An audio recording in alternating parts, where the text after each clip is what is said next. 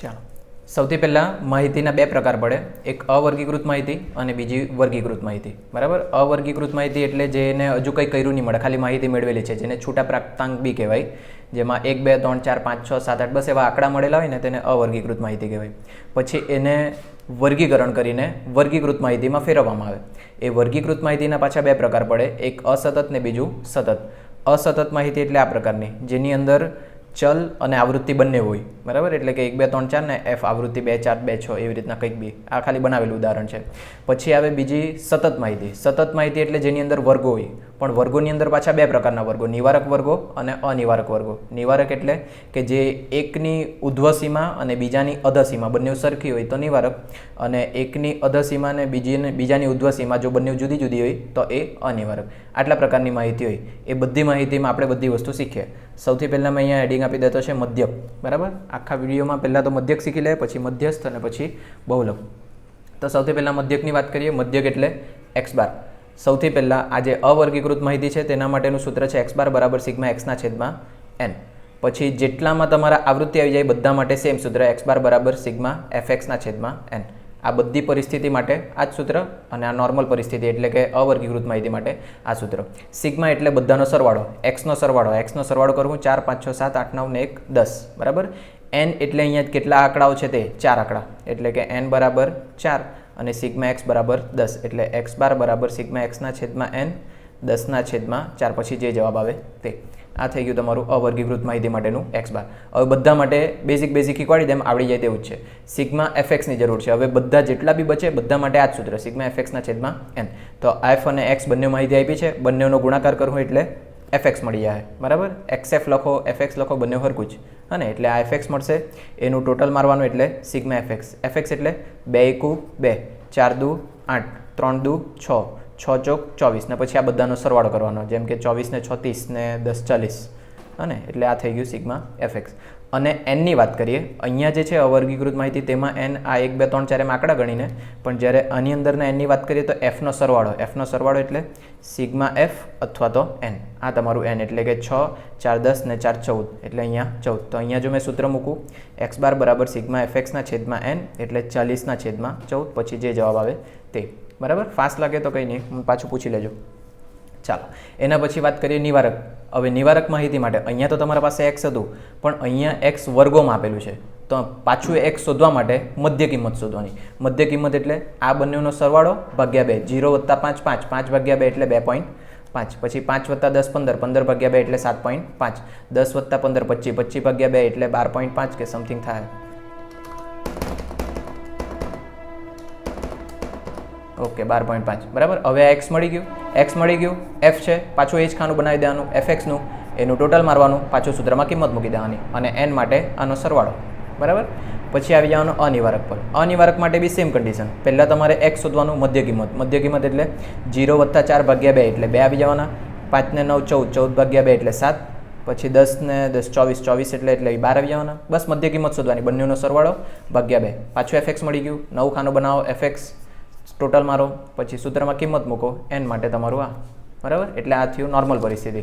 પણ અમુક વખતે કોઈક સ્પેશિયલ પરિસ્થિતિ બી આવે, જેમ કે જુદી જુદી વર્ગ લંબાઈ એટલે અહીંયા જો આ જૂના એક્ઝામ્પલની અંદર બધામાં વર્ગ લંબાઈ સરખી હતી, 0 થી 5 બંનેની વર્ગ લંબાઈ 5 છે, એટલે કે બંનેની વચ્ચે કેટલું ડિફરન્સ છે તે 5 થી 10 ની અંદર 5, 10 થી 15 ની અંદર 5. પછી આની અંદર બી બધામાં 4 4 દેખાતું છે, પણ જે કન્ડિશનમાં અહીંયા અલગ છે, 0 થી 5 એટલે 5 વર્ગ લંબાઈ, 5 થી 15 એટલે 10 વર્ગ લંબાઈ, અને 15 થી 30 એટલે 15 વર્ગ લંબાઈ. જ્યારે વર્ગ લંબાઈ જુદી જુદી હોય તો પણ કોઈ કન્ડિશન બદલાશે નહીં. તમારે પહેલાં તો x સુધી લાવવાનું, મધ્ય કિંમત 0 + 5 ભાગ્યા 2 એટલે 2.5, 15 ને 5 20, 20 ભાગ્યા 2 એટલે 10, 30 ને 10 40, 45, 45 ભાગ્યા 2 એટલે 22.5. બરાબર. આવી રીતના મધ્ય કિંમત શોધી, આપણા પાસે પાછા f ને x મળી ગયા. આગળ વધવાનું, fxનું ખાનું બનાવો, આનું ટોટલ મારો, સિગ્મા f એ તમારું n, પાછું સૂત્રમાં કિંમત મૂકો, તમારો આન્સર. બરાબર. પછી કોઈક વખત આવી કન્ડિશન આવી શકે, મિશ્ર આવૃત્તિ એટલે થોડુંક અસતત અને થોડુંક સતત, એટલે થોડુંક વર્ગ વગરનું, થોડુંક વર્ગવાળું. તેવા સામે બી સેમ કન્ડિશન. સૌથી પહેલાં મારે x નક્કી કરવાનું. હવે આ 3 માટે x તમારે તેના તે જ 1 2 અને 3. અને આની વાત કરીએ તો મધ્ય કિંમત શોધવાનું, 4 ને 5 9, 9 ભાગ્યા 2 એટલે 4.5, 6 ને 5 11, 11 ભાગ્યા 2 એટલે 5.5. અને પાછું કન્ડિશન મળી ગયું આપણને fxનું ખાનું બનાવો, ટોટલ મારો એફએક્સ એટલે બંનેનો ગુણાકાર અને આ એફનું ટોટલ કરો એટલે સિગ્મા એફ તમારું એન. સૂત્રમાં કિંમત મૂકો અને આન્સર આવી ગયો. બરાબર, આની સાથે મધ્યક પૂરું. ચાલો, મધ્યક પૂરું થયું. હવે અહીંયા જ લખી દે મધ્યસ્થ. મધ્યસ્થ એટલે એમ. અને ટૂંકમાં કહે તો મધ્યસ્થ એટલે સેન્ટરની કિંમત. બરાબર, કોઈ બી કિંમત હોય, ધારો કે આ એક તમારી સંખ્યા રેખા પાડું, આટલી સંખ્યા રેખા છે, એમાં સેન્ટરમાં જે કિંમત આવે ને તે તમારું કહેવાય મધ્યસ્થ. બરાબર, એટલે હવે પાછી માહિતી બધી તેની તે જ. સૂત્રની વાત કરીએ તો સૌથી પહેલાં અવર્ગીકૃત માહિતી માટે, જો અવર્ગીકૃત માહિતી હોય ને તો તમારે સૂત્ર નહીં મૂકે તો બી ડાયરેક્ટ આન્સર આવી જાય, પણ તે છતાં તમે જોઈ લો. હવે પહેલાં તો એમ બરાબર n+1/2. આ તમારું સૂત્ર છે એમ માટેનું. બરાબર, પહેલાં અહીંયાથી જ પતાવ્યા, પછી આગળ વધીએ. n+1/2. હવે આ જે ઉદાહરણ છે 1, 2, 3, 4, હવે મેં થોડુંક એમાં વધારી દેમ ને અહીંયા લખું મેં 5. બરાબર, હવે 1થી લઈને 5 સુધી છે. તમારે આની અંદર મધ્યસ્થ શોધવા કીધેલું છે ને તો તમને તરત ખબર પડી જાય છે સેન્ટરની કિંમત કેટલી છે, 3. એ જ તમારો આન્સર આવવા જોઈએ. પણ આપણે એક વખત સૂત્રથી લખીએ, m બરાબર n+1/2. n એટલે જેટલી સંખ્યા છે તેટલી. ટોટલ કેટલી સંખ્યા છે? 5. 5 + 1 ભાગ્યા 2. 5 + 1 6. 6 ભાગ્યા 2 એટલે 3. એટલે કે અહીંયા ત્રીજું અવલોકન. હા ને, આવી રીતના એમ નહીં કે આ તમારો 3 આન્સર આવી ગયો. ત્રીજું અવલોકન એટલે 1, 2 અને 3. આ તમારો આન્સર બનશે. હા ને, ક્લિયર આટલી વસ્તુ. હવે પણ કન્ડિશન એવી થઈ શકે કોઈ વખત કે અહીંયા તમારા આંકડાઓ એકી સંખ્યામાં નહીં હોય, બેકી સંખ્યામાં હોય. જ્યારે બેકી સંખ્યામાં હોય ને ત્યારે તમારી પદ્ધતિ બદલાઈ જાય. બરાબર, ચાલો, બેકી સંખ્યામાં એટલે કે ધારો કે 4 છે, સૂત્ર તમારું એ જ. અહીંયા મૂકું 4 + 1 ભાગ્યા 2. 4 ને 1 5. 5 ભાગ્યા 2 એટલે 2.5. જ્યારે આવી કન્ડિશન ઊભી થાય 2.5, તો અહીંયા તો તમને ગણીને 2.5 તો લાવી નહીં શકવાના. તો તેવા ટાઈમે બીજું અવલોકન પ્લસ ત્રીજું અવલોકન ભાગ્યા 2. બીજું અવલોકન એટલે 2 પ્લસ ત્રીજું અવલોકન એટલે 3 ભાગ્યા 2. 3 ને 2 5. 5 ભાગ્યા 2 એટલે 2.5. ને અહીંયા તમને જોઈને બી ખબર પડે કે સેન્ટરમાં કઈ કિંમત હશે એની, 2.5. આ તમારું અવર્ગીકૃત પ્રમાણે મધ્યસ્થ. બરાબર, અને અહીંયા એક વસ્તુ ધ્યાન રાખવાનું કે જ્યારે બી તમે મધ્યસ્થ ગણતા હોય તો આપેલી માહિતીને સૌથી પહેલાં ચડતા કે ઉતરતા ક્રમમાં ગોઠવવાનું, અને ચડતા ક્રમમાં ગોઠવો તો વધારે સારું. બરાબર, હા ને, એટલે કે અહીંયા આપેલું છે 5, 8, 2, 1, 3. તો ચડતા ક્રમમાં પહેલાં ગોઠવી દેવાનું 1, 2, 3, 5 અને 8. બરાબર, આવી રીતના પછી આગળ દાખલો ગણાય. ચાલો, એના પછી વાત કરીએ હવે અસતત માહિતી. અસતત માહિતીમાં બી તમારે આ ચેક કરવાનું કે અહીંયા તમારું ચડતા ક્રમમાં હોવા જોઈએ અથવા ઉતરતા ક્રમમાં હોવા જોઈએ. જો નહીં હોય ને તો એ પહેલાં ગોઠવી દેવાનું, પછી જ આગળ વધવાનું. અને ધારો કે આનું બે એક ઉદાહરણ પછી બતાવું, પણ પહેલાં આપણે દાખલો ગણી લઈએ. બરાબર, એટલે સૂત્ર મૂકવાનું n બરાબર n+1/2 અવલોકનની કિંમત. હવે અહીંયા n માટે તમારે fનો સરવાળો. fનો સરવાળો એટલે સિગ્મા f અથવા તો n. 6 ને 4 10 ને 4 14. બરાબર, 14 + 1/2 અવલોકનની કિંમત 15/2. 15/2 એટલે 7.5 કે 7.5.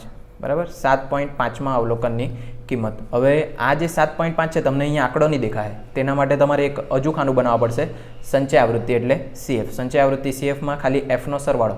પહેલાં 2, 2 + 4 6, 6 + 2 8, 8 + 6 14. હવે તમારે ચેક કરવાનું 7.5 શેની અંદર આવે? 2 ની અંદર નહીં આવશે, 6 ની અંદર નહીં આવશે, પણ 8 ની અંદર આવશે. ઇન શોર્ટ મેં એમ કેમ તો આના પછીનો આંકડો જે તમને CFમાં દેખાય ને તે તમારે જોવાનું, અને તેની સામેનો x તમારો આન્સર. એટલે m બરાબર કેટલા બની જાય? 3. ક્લિયર આટલું? પણ જો ધારો કે તમારું આવું આવે 7.5 ની જગ્યા 8.5. 8.5 જો તમારું આવ્યું તો તમે એવું નહીં કહી શકે કે 14માં આવશે, કેમ કે હાફ આની અંદર છે ને હાફ આની અંદર છે. બરાબર, તો 8.5 વખતે તમારે પાછું એવું કરવા પડે. 8મું અવલોકનની કિંમત પ્લસ 9મા અવલોકનની કિંમત ભાગ્યા 2. 8મા અવલોકનની કિંમત એટલે 3 પ્લસ 9મા અવલોકનની કિંમત એટલે 4 ભાગ્યા 2. 4 ને 3 7, 7 ભાગ્યા 2 એટલે 3.5. ક્લિયર આટલું? હવે એને ચડતા ક્રમમાં ગોઠવતી વખતે હું ધ્યાન રાખવાનું તે બી જોઈ લો.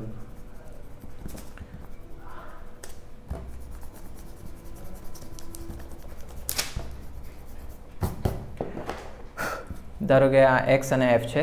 x ની અંદર છે 5, 2, 6, 1. આવૃત્તિમાં છે 2, 3, 4, 5. બરાબર, તો સૌથી પહેલાં આ તમારા ચડતા કે ઉતરતા ક્રમમાં નહીં મળે, તો એને ચડતા કે ઉતરતા ક્રમમાં ગોઠવવાનું. સૌથી પહેલાં આપણે ચડતામાં જ ગોઠવવાનું. 1 છે તો 1ની સામેની આવૃત્તિ પહેલાં લખાઈ જવા જોઈએ. પછી 2, 2ની સામેની આવૃત્તિ 3. પછી 5, 5ની સામેની આવૃત્તિ 2, 6 અને 6ની સામેની આવૃત્તિ 4. પછી દાખલો ગણવાનો. બરાબર, આ પૂરું. હવે આવી જાય નિવારક સતત. હા ને, એટલે આ જે છે અહીંયા બી તમારે m માટે શું સૂત્ર વાપરવાનું? n+1/2. પણ જ્યારે સતત માહિતી આવે, સતત માહિતી એટલે કે જેની અંદર વર્ગો આપેલા હોય, એ વર્ગોની અંદર તમારે દર વખતે m બરાબર n/2માં અવલોકનનો વર્ગ, આ સૂત્રનો ઉપયોગ કરવાનો, એની અંદર +1 લેવાનું નહીં. એટલે યાદ રાખવું હોય તો ડાયરેક્ટ યાદ રાખી શકે તમે કે જે દાખલાની અંદર વર્ગો આપેલા હોય એ વર્ગોની અંદર તમારે +1 લેવાનું નહીં. ચાલો તો હવે અહીંયા સૂત્ર મૂકીએ. m બરાબર n/2. n એટલે તમારા 3 3નો સરવાળો, 4 5 6 ને 1 7, એટલે 7/2. 7/2 એટલે 3.5. હવે આ 3.5 જોવા માટે તમારે 9 ખાનું બનાવવા પડે CFનું. CF માટે લખીએ તો અહીંયા પહેલાં 2, 4 ને 2 6, 6 ને 1 7, તો 3.5 શેની અંદર આવશે? 6ની અંદર. હવે એની સામેનો વર્ગ એ તમારો મધ્યસ્થ વર્ગ બને, એટલે અહીંયા લખવાનું પહેલાં મધ્યસ્થ વર્ગ CF પરથી કયો કહેવાય? 5 થી 10. હવે આ 5 થી 10 વર્ગ તો મળી ગયો, પણ આ તમારો આન્સર નહીં બને. એના માટે તમારે મોટું સૂત્ર મૂકવા પડે. m બરાબર l + n/2 - CF/f × c. આ સૂત્રની અંદર જે બધી કિંમત છે ને ખાલી એ બધી કિંમત સમજી લે એટલે વાત પૂરી. l એટલે જે વર્ગ નક્કી થયો તેની અધસીમા એટલે 5 પ્લસ n/2. n/2 એટલે જે સંચય n/2 તો આપણે હોઈ દો જ છે, કેટલો? 3.5 માઇનસ CF એટલે જે સંચય આવૃત્તિ છે તેના ઉપરની સંચય આવૃત્તિ એટલે 2/f. f એટલે જે સંચય આવૃત્તિ છે તેની સામેનો f 4 ગુણ્યા c એટલે વર્ગ લંબાઈ 10 - 5 એટલે 5. એના પછી તમારો જે આન્સર આવે તે આન્સર. બરાબર, પાછું એક વખત જોઈ લેજો. l એટલે જે વર્ગ નક્કી થયો તેની અધસીમા, પછી n/2 તો આપણે ઉપર શોધ્યો જ છે 3.5. CF એટલે જે સંચય આવૃત્તિ છે તેના ઉપરની આવૃત્તિ, f એટલે જે સંચય આવૃત્તિ છે તેના સામેની આવૃત્તિ, અને c એટલે આની વર્ગ લંબાઈ. બરાબર, હવે બહુ ટાઈમ વેસ્ટ નહીં કરીએ. આની અંદરની વાત કરીએ તો આમાં ધારો કે આ વર્ગ નક્કી થાય તમારો 5 થી 9, પણ 5 થી 9 વર્ગ નક્કી થાય ને એ અનિવારક વર્ગ છે. એને સૌથી પહેલાં નિવારકમાં ફેરવવાનું.